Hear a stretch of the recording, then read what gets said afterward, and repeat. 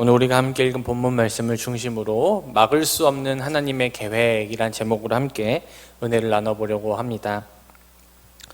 우리 주변에는 어떠한 일에 마감이 다가왔음에도 하염없이 일을 미루는 사람들이 있습니다. 늦게나마 일을 해내면 다행이지만 이렇게 미루는 사람들에게는 결국 마감일을 놓치는 일까지 벌어지게 됩니다. 그리고 조금만 더 일찍 시작할 걸 후회하게 되죠. 하지만 우리가 생각하는 것보다 꽤 많은 사람들이 마감일을 앞두고도 여유를 부립니다.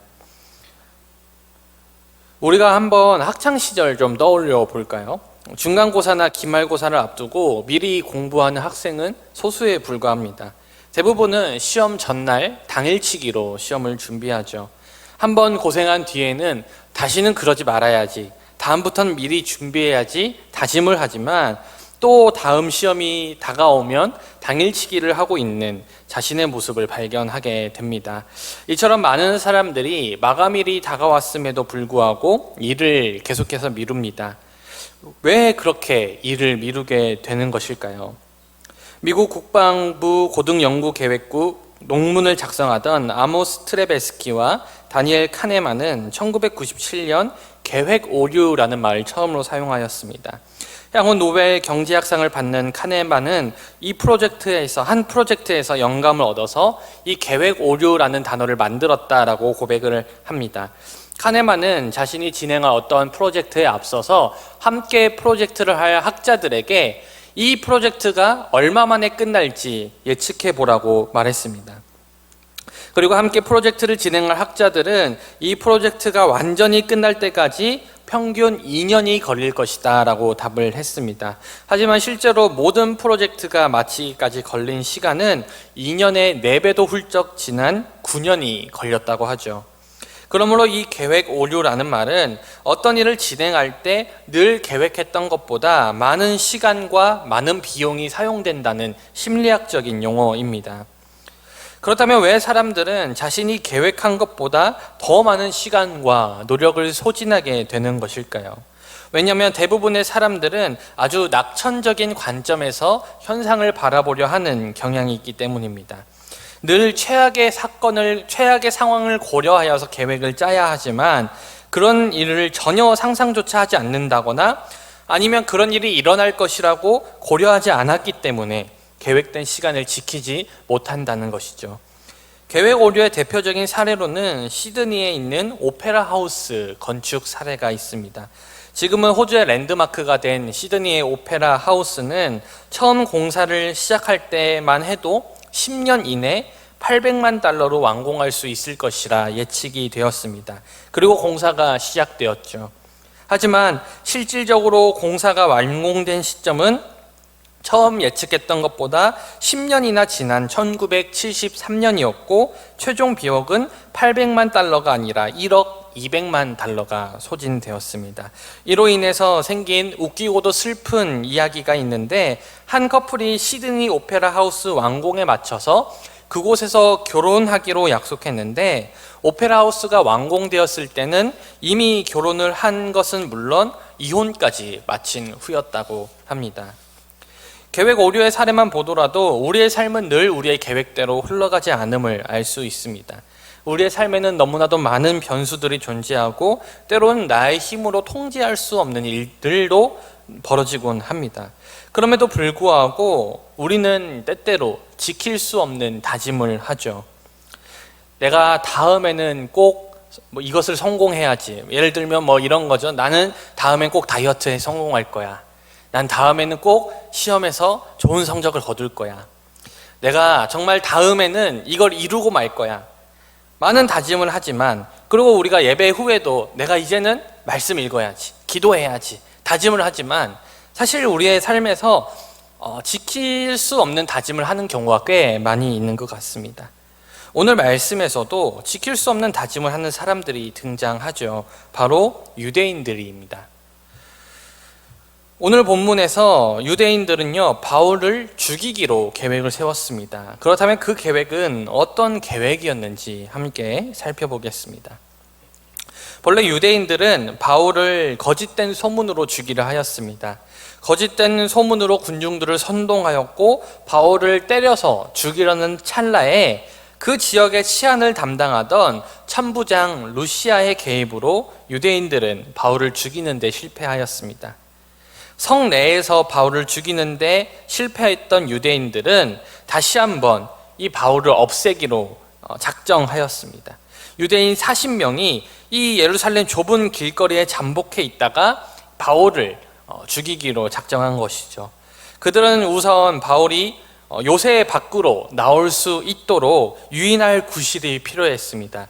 그래서 그들은 대제사장들과 장로들을 찾아가서 바울에 대해서 더 알아볼 것이 있다는 구실로 바울을 산헤드린 공회로 데려오도록 요청하기로 계획을 세웁니다. 당시에 바울이 천부장의 보호 아래 있었던 그 요새는 예루살렘 북쪽에 있었고, 이 유대인들이 다시 바울을 데려오자고 얘기했던 산헤드린 공회는 예루살렘의 남쪽에 있었습니다. 다시 말해서 이 북쪽에 있는 북쪽 요새에 있는 바울이 남쪽에 있는 공회로 이동하는 사이에 순식간에 그를 잡아서 죽이자라는 계획을 세웠던 것이죠. 심지어 그들은요, 자신들의 그 굳은 의지를 보이기 위해서 바울을 죽이기 전까지 아무것도 먹지도 않고 마시지도 않겠다라고 맹세를 하였습니다. 하지만 그들의 이러한 굳은 맹세는 결국 지킬 수 없는 맹세가 되었습니다. 바울의 생질, 다시 말해서 바울의 누이의 아들, 우리말로 표현하자면 조카죠, 조카.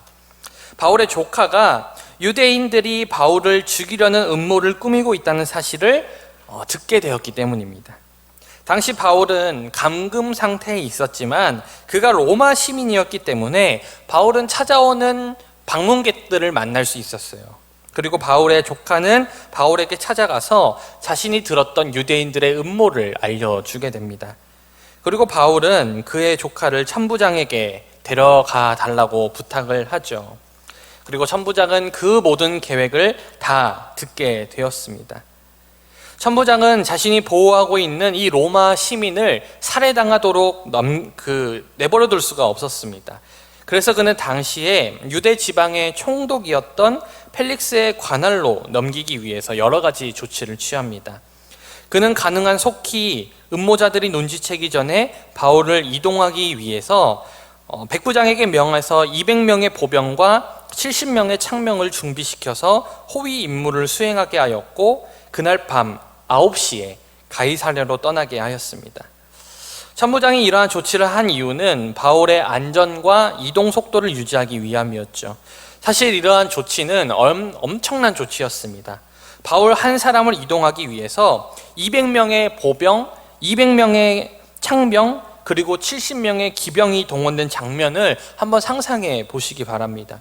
왕이 이동해도 이 정도로 호위하진 않을 텐데, 이 죄수로 지금 갇혀있는 바울을 이동시키기 위해 이 어마어마한 인력들이 투자되었다는 것이죠. 당시에 천부장이라고 하면 흔히 1000명을 통솔하는 사람이라는 뜻을 가졌지만, 사실은 천부장이 통솔할 수 있는 병력의 수는 약 600명 정도였다고 합니다. 천부장 한 사람이 600명의 병력을 통솔할 수 있는데 그중 470명을 이 바울 후송에 투자하였다는 것은 천부장 입장에서는 굉장히 큰 투자였고, 이 음모가 심각하다고 생각하였기 때문에 철저히 바울을 보호한 것입니다. 이어서 천부장 루시아는 총독 벨릭스에게 편지를 띄우고 결국 바울은 유대인들의 음모를 또 한 번 피하게 되었습니다. 오늘 본문에 등장하는 유대인들은요, 한 가지 굳은 다짐을 했습니다. 바로 바울을 죽이기 전까지는 우리가 먹지도 않고 마시지도 않겠다라는 다짐이었습니다. 여러분, 이게 얼마나 굳은 다짐입니까? 물론 사람을 죽이겠다고 하는 다짐이 좋은 다짐은 아니겠지만, 그 다짐이 그들의 목적이 좋은지 나쁜지를 제쳐두고 그들이 얼마나 굳은 의지로 다짐을 하고 있는지 다시 한번 주목해 보시기 바랍니다. 여러분들은 혹시 삶에서 어떤 목표를 놓고 이러한 각오로 일에 임해 보신 적이 있으십니까? 내가 시험에서 1등 할 때까지 먹지도 않고 마시지도 않겠다. 내가 이 일을 다 완수할 때까지 먹지도 않고 마시지도 않겠다. 내가 하나님께 기도해서 이것을 응답받을 때까지 내가 먹지도 않고 마시지도 않겠다. 다짐해 보신 적 있으십니까? 저는 한 번도 그런 의지로 다짐해 본 적이 없는 것 같아요. 하지만 이토록 굳은 결심을 하였던 유대인들의 계획이 어떻게 되었습니까? 결국 실패했습니다. 바울은 천부장의 호의를 받아서 안전하게 이송되었습니다. 그렇다면 바울을 죽이기 전까지 먹지도 않고 마시지도 않겠다 했던 유대인들은 어떻게 되었을까요? 그들의 계획에 실패한 이후에 바울은 10수년 정도 더 살았어요. 그렇다면 이들은 다 굶어 죽어야 마땅했습니다. 하지만 그렇지 않은 것으로 보여요. 실제로 바울을 죽이기 전까지 먹지도 자지도 않겠다 다짐했던 이들이 먹을 것 다 먹고 잘 것 다 자면서 잘만 살았습니다. 오늘 유대인들의 모습을 통해 알 수 있는 사실은 아무리 굳은 맹세라 할지라도, 심지어 그것이 자신의 목숨을 담보로 하고 있는 맹세라 할지라도 결코 내 뜻대로 이루어지지 않으며, 또한 사람들은 자신에게 손해가 있는 순간엔 자신이 어떤 결심으로 맹세를 했든지 간에 그것을 지키지 않는다는 사실입니다. 실제로 그렇지 않습니까? 사람들의 맹세가 허망할 때가 얼마나 많은지 모릅니다. 사람들의 맹세는 아무리 굳은 결심이라 할지라도 지키지 못할 때가 많이 있습니다. 아니, 지키고 싶어도 지키지 못하는 경우도 있습니다. 상황이 달라져서 지키고자 하는 마음이 사라지는 경우도 있습니다. 그러니 우리는 섣불리 맹세를 해서도 안 되고 사람들의 맹세를 신뢰해서도 안 됩니다. 애초에 인간은 자신의 맹세를 다 지킬 수 없는 존재이기 때문이죠. 그런데 오늘 말씀에는 한 가지 이상한 점이 있습니다. 오늘 말씀을 기록한 누가는 바울을 죽이기 위해서 이토록 굳은 다짐을 했던 유대인들의 이 다짐은 기록하고 있지만 그들이 그 약속을 하나도 지키지 못했다는 사실은 기록하고 있지 않습니다. 왜 그럴까요? 만약 누가가 유대인들이 바울을 암살 실패한 이후에 자신의 맹세들을 지키지 못했다는 것을 기록했다면 이 유대인들이 얼마나 허망한 맹세를 했는지 드러낼 수 있었을 텐데 말입니다. 하지만 누가는 애초에 그들의 맹세가 지켜질 것이라 생각하지 않았습니다. 다시 말해 누가의 입장에서는 유대인들이 자신의 맹세를 지키지 못할 것은 너무나도 분명한 사실이었기 때문에 그들이 맹세를 지키지 못했다고 굳이 기록할 필요조차 느끼지 못했던 것이죠. 하지만 유대인들의 각오가 실로 대단했다는 점을 미뤄볼 때 누가가 처음부터 이들의 계획이 실패할 것이라 생각했던 것은 굉장히 의외입니다. 하지만 누가가 그렇게 생각한 데에는 확실한 근거가 있었습니다. 우리가 오늘 함께 읽은 본문 바로 앞에 있는 한 구절을 읽어보도록 하겠습니다. 사도행전 23장 11절 말씀입니다. 이렇게 기록되어 있습니다. 그날 밤에 주께서 바울 곁에 서서 이르시되 담대하라. 내가 예루살렘에서 나의 일을 증언한 것 같이 로마에서도 증언하여야 하리라 하시리라. 아멘. 하나님께서는 이미 바울에게 그가 로마로 가서 하나님의 말씀을 증거하게 될 것이라고 말씀하셨습니다. 오늘 사건 이전에 누가가 하나님의 이 계획을 기록하고 있는 것으로 보아 누가와 바울은 하나님께서 바울을 로마로 보내실 거란 사실을 알고 있었습니다. 그리고 그러한 하나님의 계획 이후에 바울을 죽이려는 유대인들의 계획을 그들이 듣게 되었습니다. 바울을 로마로 보내려는 하나님의 계획과 바울을 당장에 죽이려는 유대인들의 계획은 양립할 수 없는 계획이었습니다. 두 계획 중 어느 하나는 실패할 수밖에 없는 상황 속에 있었습니다. 그리고 결국 유대인들은 바울을 죽이지 못했고 그들의 계획이 실패로 돌아갑니다. 사실 어찌 보면 당연한 일입니다. 왜냐하면 유대인들 계획 위에 하나님의 계획이 있었고 하나님의 계획은 누군가에 의해서 막히는 일이 없이 반드시 실현되기 때문입니다. 하지만 하나님의 계획은 반드시 실현된다라는 이 사실과는 별개로 우리가 하나님의 계획을 신뢰하기란 여간 어려운 일이 아닙니다. 왜냐하면 하나님의 계획들 그리고 하나님의 약속들은 너무 막연하기 때문이에요. 오늘 말씀에서도 마찬가지입니다. 사랑하는 여러분, 우리가 계획을 짤 때 어떤 계획이 좋은 계획입니까? 구체적인 계획이 좋은 계획이죠. 언제, 어디서, 무엇을 어떻게 할 것인지 그것을 다 계획해 놓는 게 더 좋은 계획입니다. 하지만 오늘 하나님의 계획은요, 바울을 언제, 어디서, 어떤 방법을 통해 그를 로마로 보낼 것인지 나와 있지 않습니다. 그저 내가 너를 로마로 보내겠다, 그 한마디밖에 나와 있지 않아요. 하지만 여러분, 유대인들의 계획은 어땠습니까? 유대인들의 계획은 정말로 치밀하고 구체적이었어요. 성 안에 있는 바울을 어떻게 불러낼 것인지, 그리고 언제, 어디서, 어떻게 그를 죽일 것인지 너무나도 상세하고 구체적으로 계획을 세워 놓았습니다. 그러니 계획 자체만 놓고 본다면 하나님의 계획보다는 유대인들의 계획이 더 그럴듯해 보이고 더 실현 가능성이 높아 보이는 계획이었습니다. 하지만 결과적으로 치밀하고 구체적으로 준비했던 유대인들의 계획은 실패했지만 너무나도 막연하게 보였던 하나님의 계획은 실현되었습니다. 사랑하는 여러분, 우리에게 하나님의 계획은요, 때로는 너무 막연하여서 온전히 의지하기 힘들 때가 있습니다. 조금 더 구체적으로 알려주시면 좋겠는데, 조금 더 세밀하게 알려주시면 좋겠는데, 하나님의 계획은 늘 막막하고 늘 막연하기 그지없습니다. 그래서 하나님의 계획만 믿고 있자니 불안감이 몰려옵니다.